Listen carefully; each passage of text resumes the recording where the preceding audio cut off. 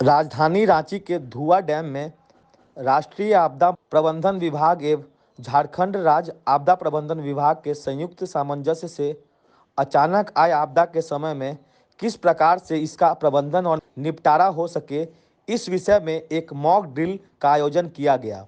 हमारे घर में जो मौजूद है रस्सी, इसके मदद से हम किस तरीके से विक्टिम को बचाते हैं। अब नेक्स्ट सर, अभी आप देख लीजिए कि विक्टिम को जो है एक रस्सी की मदद से आप जो है किस तरीके से इन्हें बचा सकते हैं। इस प्रकार के कार्यक्रम राज्य के प्रत्येक जिले में चलाए जा रहे हैं। इस मॉक ड्रिल में विशेष तौर पर जलाशय क्षेत्र में यदि किसी प्रकार की कोई विपदा तत्काल आ जाए तो उससे निपटारा किस प्रकार हो सके, इसके बारे में बताया गया। मॉक ड्रिल में आए एनडीएमएस के अधिकारी ने बताया कि आपदा प्रबंधन के समय में सबसे प्रमुख बिंदु होता है कि तत्काल में किस प्रकार से आपदा के समय में कार्य सुचारू रूप से हो सके, साथ ही आपदा के समय में सभी विभागों का आपसी सामंजस्य तत्काल स्थापित हो, यह भी एक बड़ी विषय बिंदु है। तो हम लोग का बेसिक मुद्दा रहता है कि एक जो इंसिडेंट रिस्पांस सिस्टम है, IRS जिसे हम बोलते हैं, उसके मद्देनजर रखते हुए आप किस तरह से अपनी आपदा का प्रबंधन करते हैं। तो उसमें कुछ हम लोग की IRS फैसिलिटीज़ होती हैं, जैसे कि स्टेजिंग एरिया हो गया, आपका रिलीफ कैंप हो गया, आप इंसिडेंट कमांड पोस्ट हो गया, इन सबको इस्टेब्लिश करते हैं और एक सुचारू रूप से इसका पूरे का प्रबंधन करते हैं। तो मैं मुबारकबाद देना चाहूँगा अपना झारखंड आपदा प्रबंधन डिपार्टमेंट को कि उन्होंने बहुत मेहनत से एक्सरसाइज का आयोजन किया है और पूरा का पूरा सुचारू रूप से बहुत बड़ी एक्सरसाइज कर रहे हैं। अभी आप देख सकते हैं कि NDRF वाले जो हैं, हमने एक सिचुएशन पेंट की है कि कुछ विलेजर्स, कुछ गांव वाले यहाँ फंस गए हैं और उनको पानी से निकालना है। उस प्रक्रिया को आप लोग देख सकते हैं। और सबसे बड़ा जो अहम मुद्दा है इस मॉक एक्सरसाइज का, इंटर डिपार्टमेंटल कोऑपरेशन, ये बहुत अच्छे दर्जे से हम लोगों ने स्थापित किया है। क्योंकि कोई भी जब आपदा आती है, मैं ये कहूँगा आपदा और लड़ाई के टाइम दो ही ऐसी सिचुएशन होती है जबकि whole of the government approach होती है। पूरी सरकार को, पूरे डिपार्टमेंट को मिलकर के काम करना पड़ता है, लड़ाई के दौरान और आपदा के दौरान।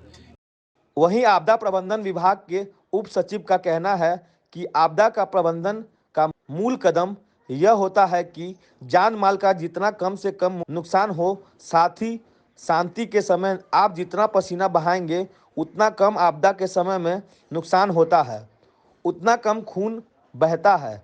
आपदा प्रबंधन का सर्वप्रथम काम यह होता है कि तत्कालीन विभागीय सामंजस्य एवं मॉक ड्रिल एक प्रकार का अभ्यास और अभ्यास से ही निपुणता आती है।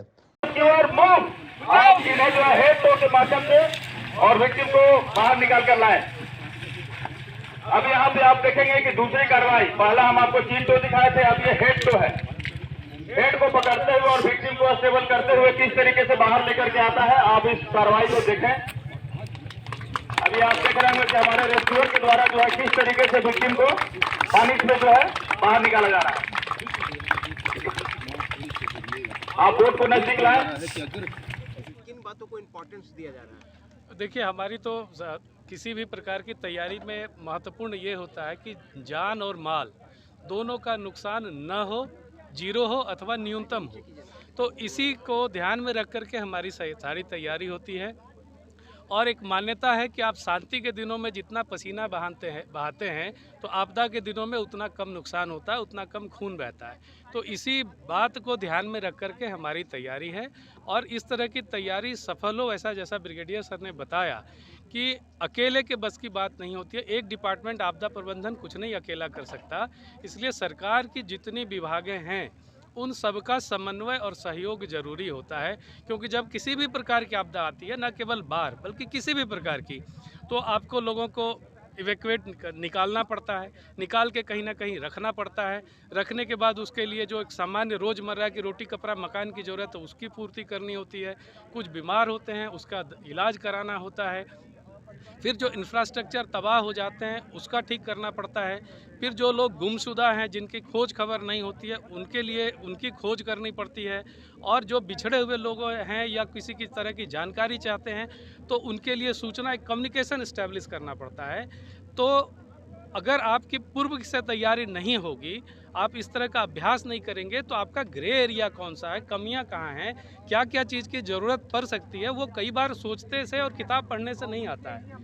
कई प्रकार की जानकारी करने से आती है। जब आप करते हैं तब आपको गलतियों का एहसास होता है या कहाँ पर कमियां रह गई वो होता है। तो ये इन चीज़ों को हम लोग एक अभ्यास करके, अभ्यासेन निपुणता कि अभ्यास से ही निपुणता आती है, उसको ध्यान में रख के हम लोग कर रहे हैं।